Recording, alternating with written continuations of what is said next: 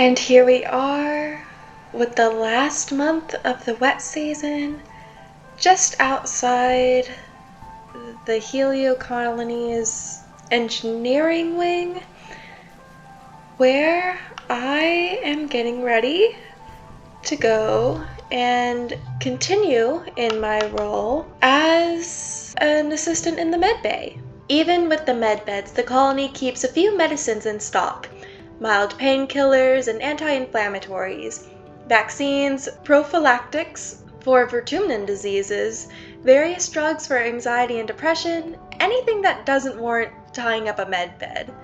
There's also a collection of pastes, powders, and tinctures from native species.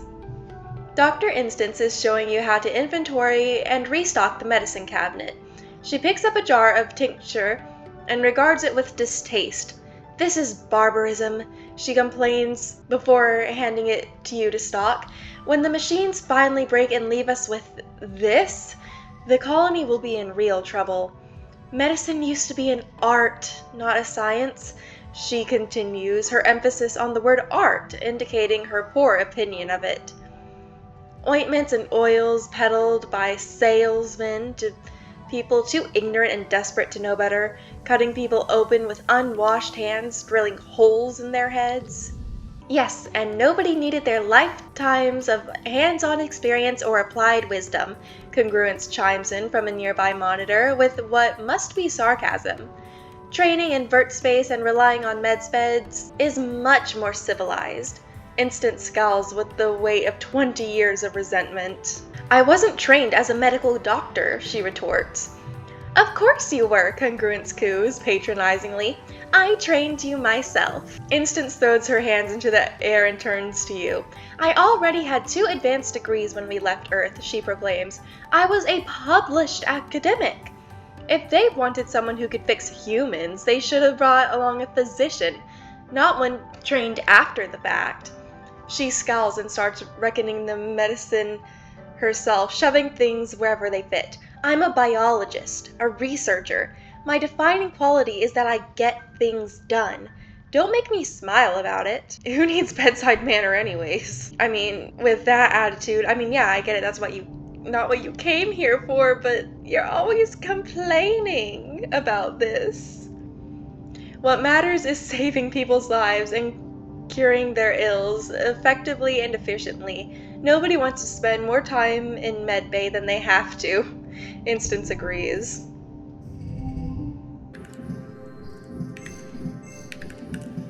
Oh wow, 34 exactly. And I think... Oh no, it's glow season. As I was saying, I think I would like to check my gear to see if there's anything that might be more useful. I'm thinking about maybe adding persuasion, since I don't have very much of that, and that seems like something that would be useful. And I guess we'll quickly run around, look to see if there's anything to collect here in the colony, within the safety of the boundary gates. Oh look, Deese is actually inside. That's surprising.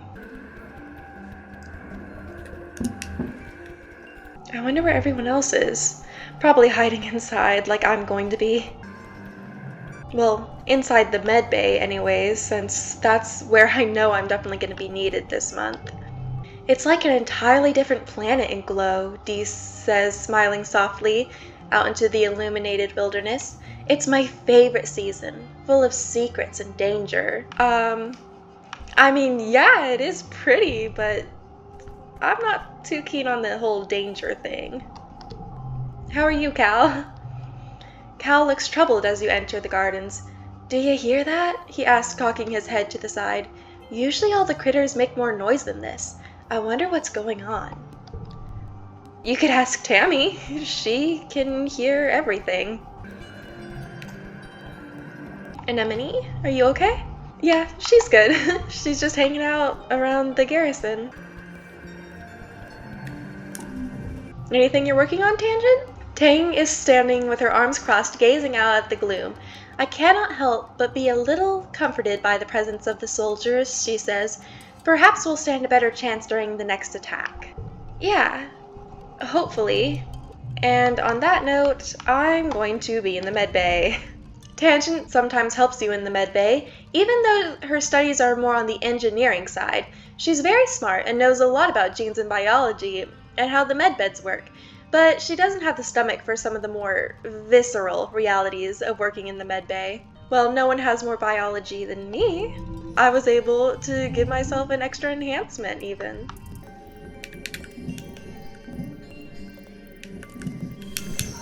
Whoa, Supergirl! And 3 stars! And here we go. Yep, you wake to the soothing sound of your dad's voice. Then remember he's still gone.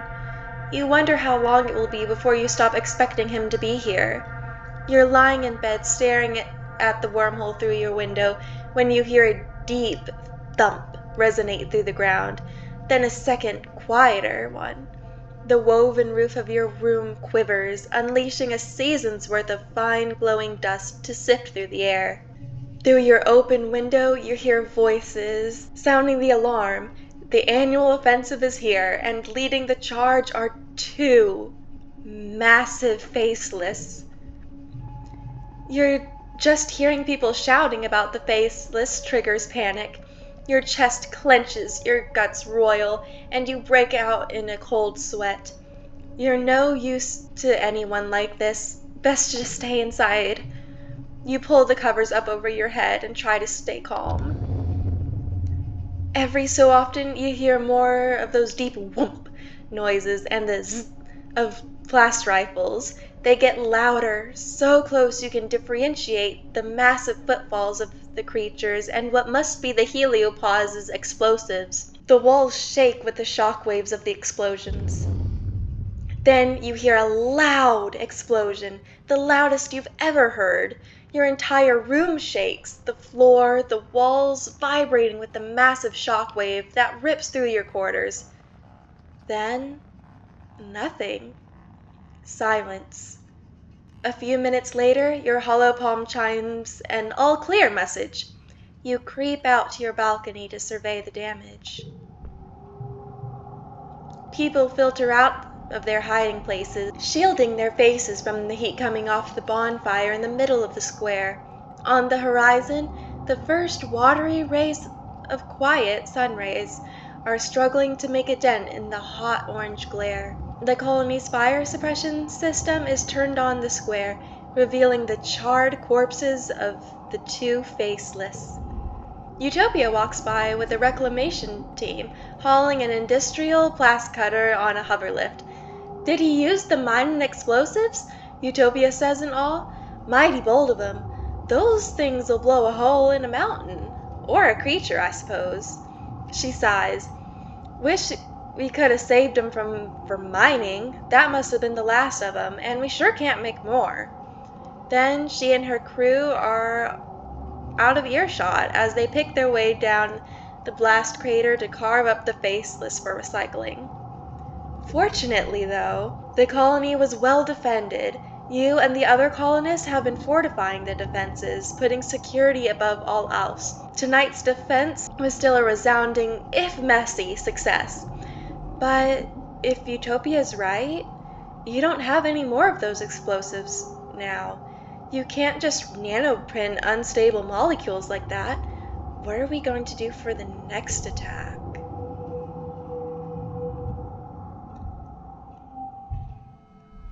Oh, we've grown! Now that we're 17, we've grown up into a young adult now, I guess. Let's start age 17. And also, on the last note, maybe check how things are going in command. Oh, it's Mars. I haven't seen her in a while. You see Mars reclining with her feet in a bowl of water, colorful goop on her face, and slices of dust melon on her eyes. She lifts the dust melon off one of her eyes as you approach. I could identify the clomping of your horrible boots. Fast asleep, darling, she says.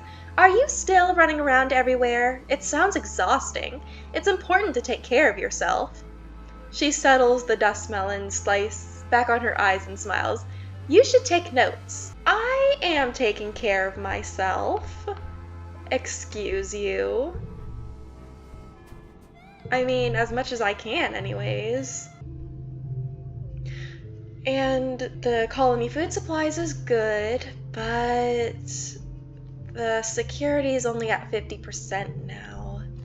And while I'm here, I guess I can see what's in the supply depot. Oh, that one's a lot more persuasion. Maybe I should get that one? I think I might buy that jacket.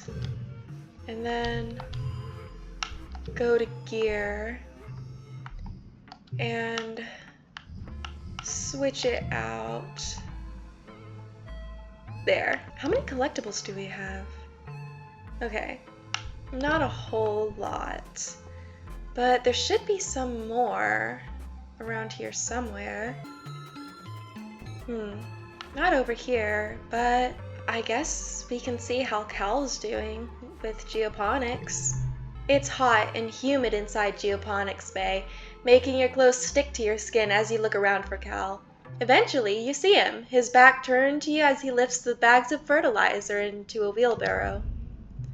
You call out to him as you approach, and he turns to you with a beaming smile.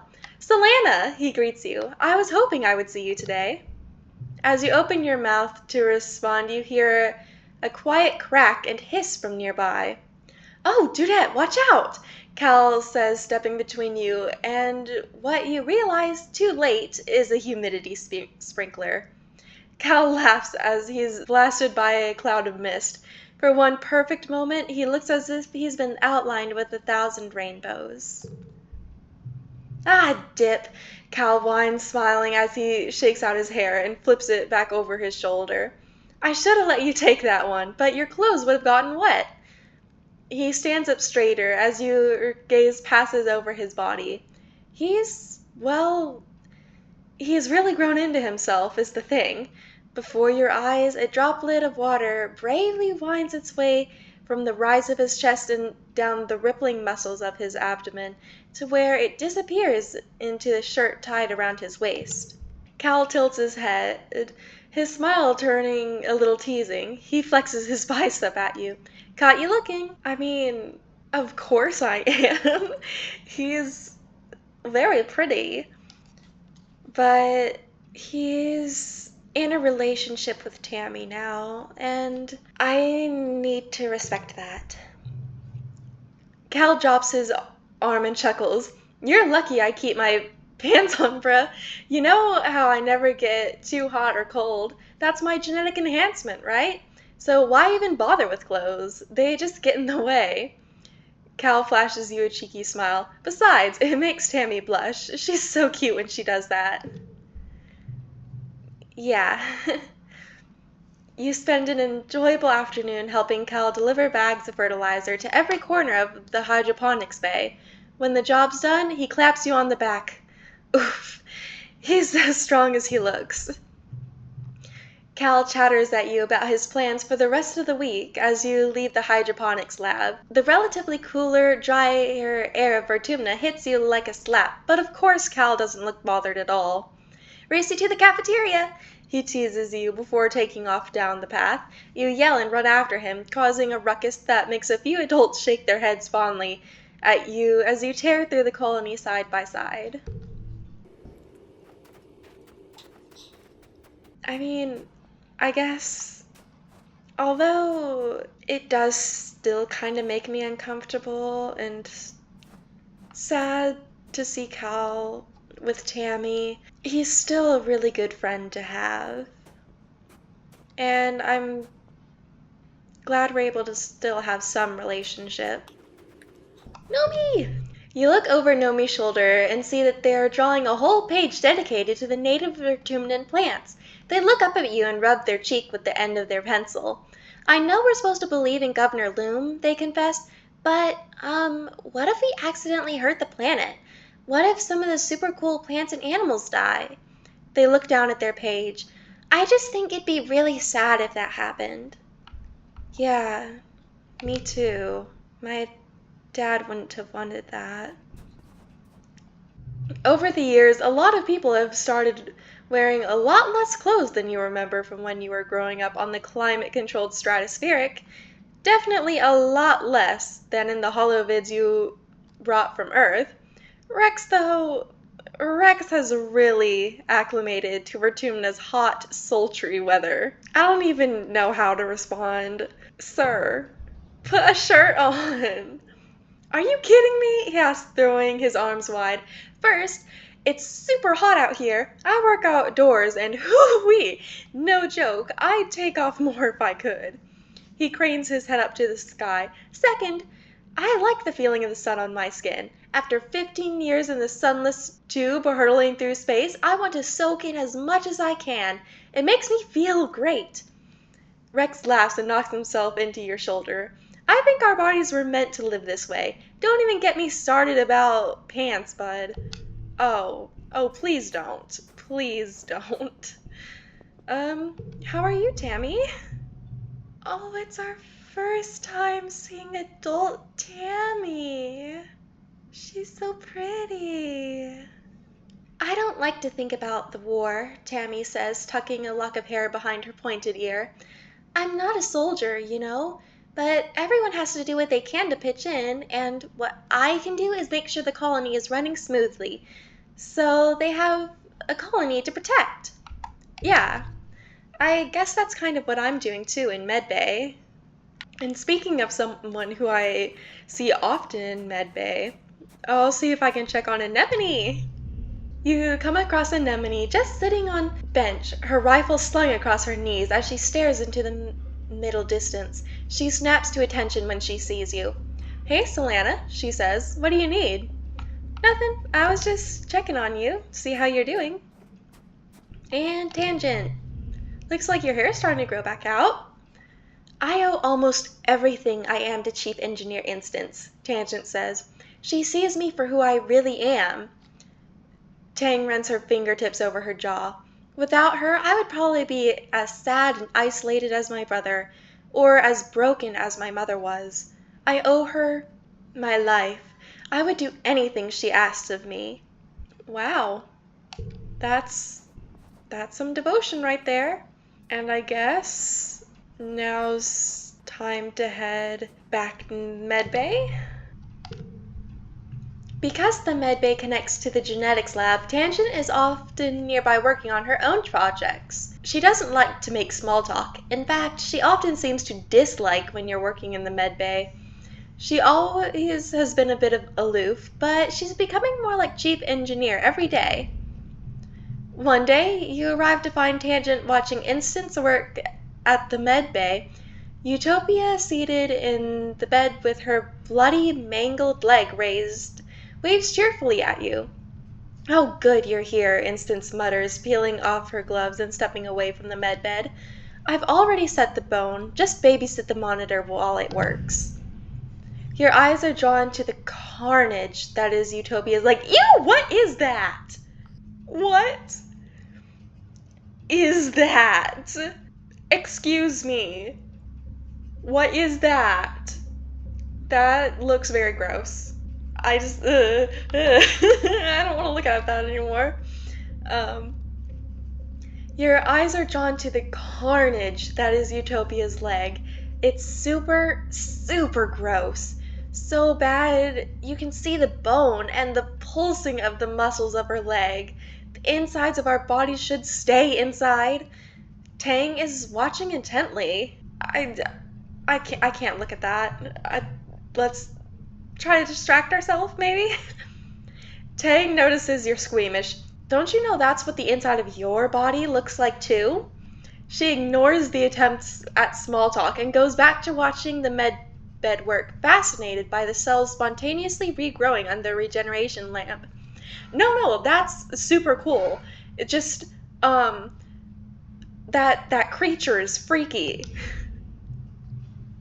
Bodies are always changing, you know?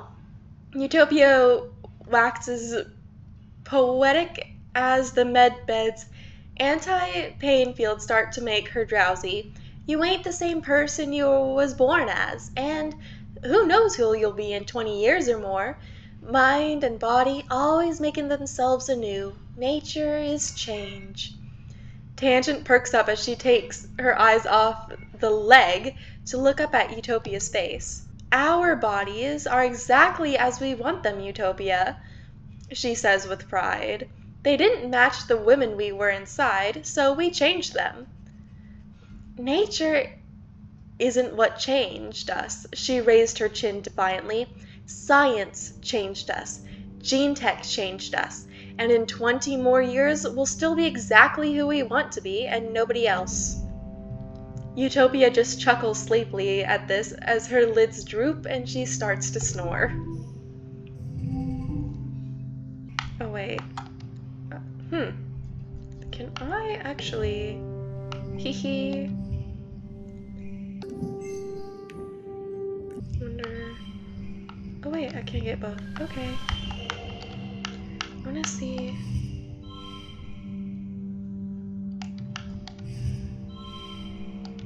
Wait. That's better. Yay!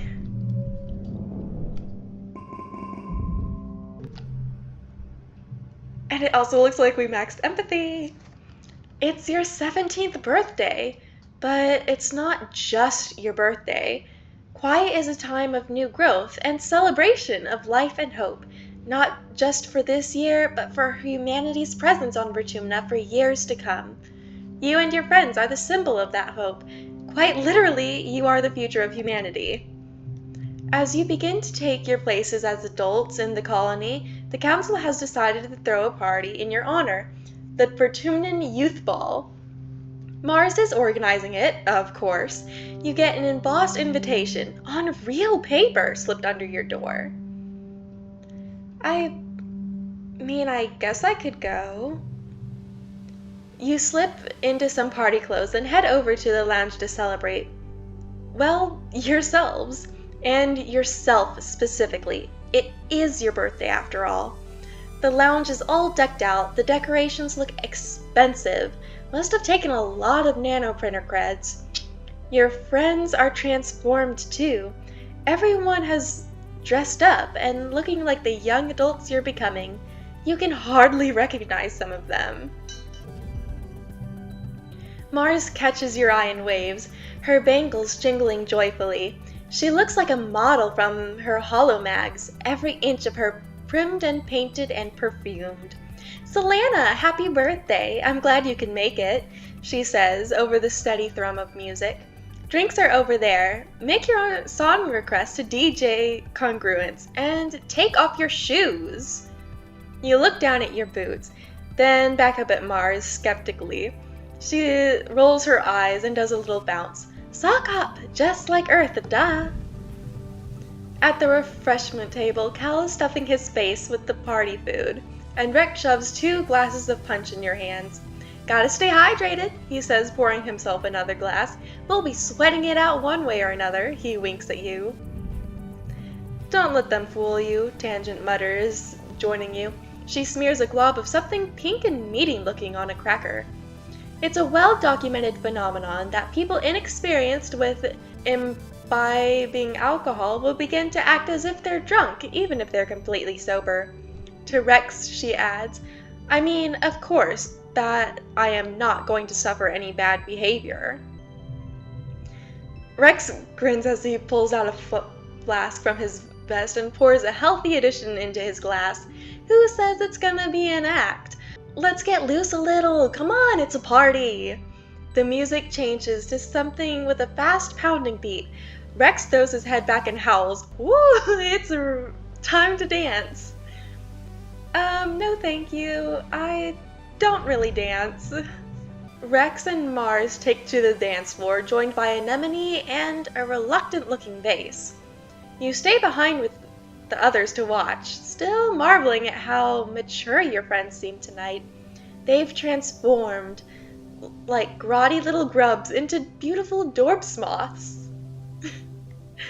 That sounds like something our dad would have said.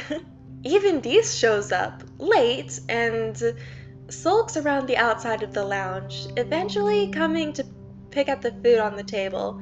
He keeps his distance from Tangent. As the dancing wears on, Tammy comes out with a great big tray of appetizers. Cute little bite-sized things with strange colored paste and fancy garnishes. So grown up. It's a good thing you didn't go.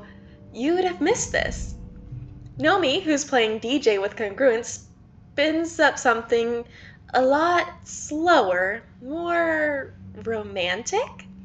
Grab a partner and pull them in close, they announce dreamily, or whatever distance you both feel comfortable with. Everyone giggles awkwardly and shuffles around, feeling an intangible friction of teenage politics. Who dances with whom? Who will make the first move? I know I'm happy for Cal and Tammy because they're a great couple. But I feel like watching them dance would just make me sad. Dees is standing over by the DJ screen, helping Nomi with the song selection. He freezes up when you ask him to dance, stammering an excuse, but Nomi gives him a playful shove towards you. Go dance with Solanna, they say. I can handle things. Oh wait, I'm dancing with him? We weren't just gonna go hang out on the wall? That is a surprise. I was expecting that we'd just leave and watch the sky or something. Dancing with Dees is a bit of a disaster. Neither of you knows where to put your hands, and despite spending the entire song looking at his feet, Dees still manages to step on yours. He holds you rigid-armed and rocks back and forth mechanically until the song mercifully comes to an end.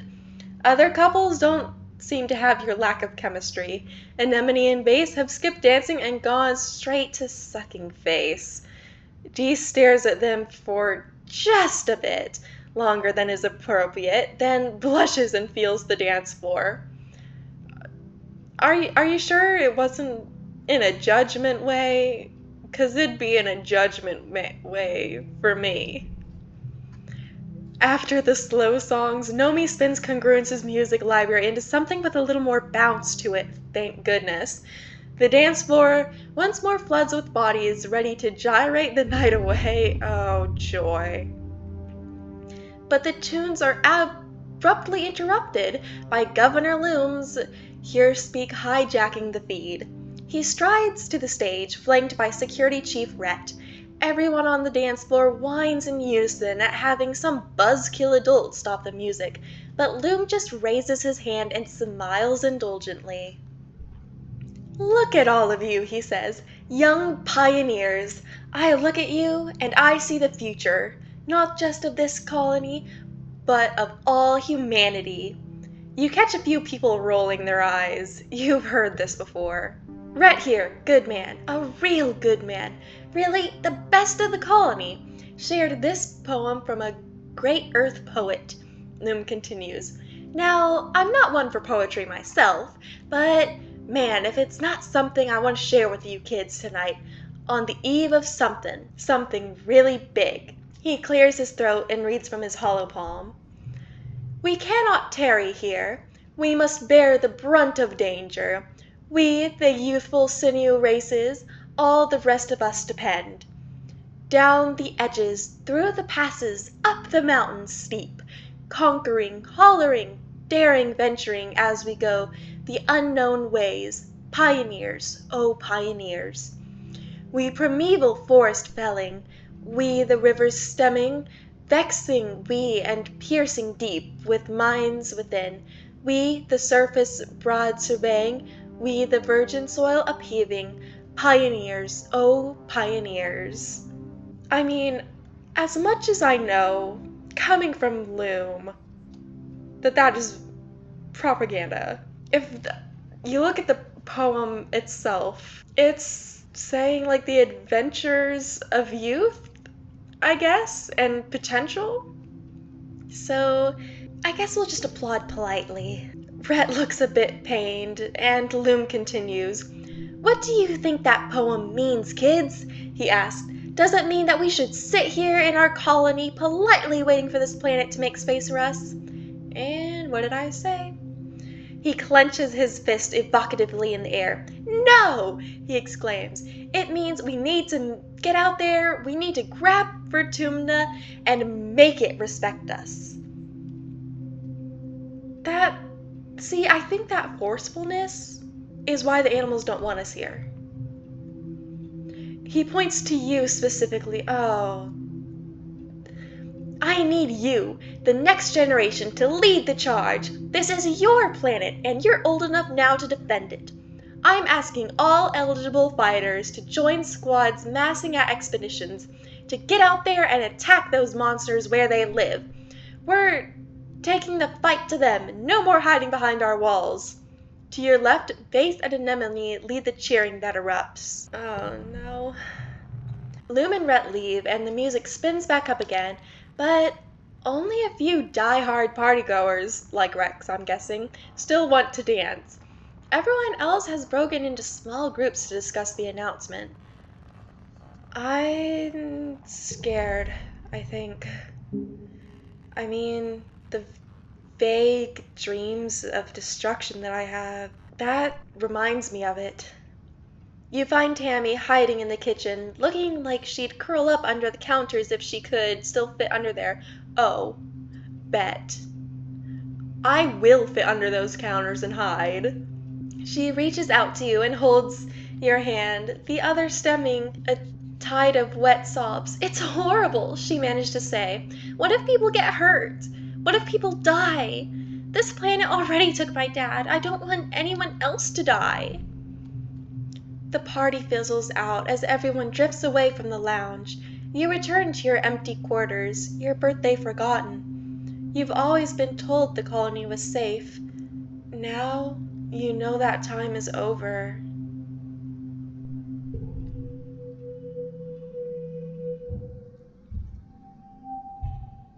Well, oh! Friendship decreases stress? -1 stress anytime you gain friendship. That's cool. And I guess we'll just have to see what young adulthood has in wait for us next time.